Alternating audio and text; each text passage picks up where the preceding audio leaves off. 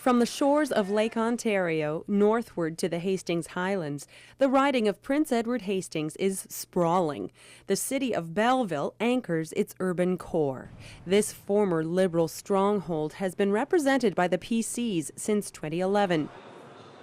At the Quinte Mall, voters say jobs, education, and the high cost of living are on their shopping lists. Right now, the big thing is I can't afford anything. The price of things is too high for me. I don't know if that's something that they can fix. Education in terms of helping more kids go on to university and college and just post-secondary in general. Over the last 20 years, this area has suffered economically due to a lack of what we call blue-collar factory jobs. They just aren't there anymore, and we haven't had anything to replace that source of income to help keep our economy strong in this area. The riding has faced its share of layoffs, especially in the past year when the Sears call center in Belleville slashed 2/3 of its workforce. There's very little talk about agriculture. Peter Mertens is the mayor of Prince Edward County.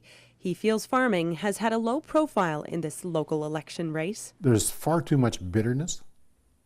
There's far too much personal attacking.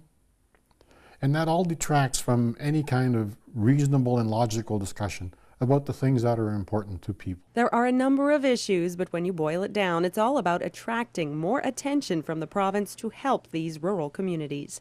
Jennifer Lester Mulridge, CKWS Newswatch, covering Prince Edward Hastings.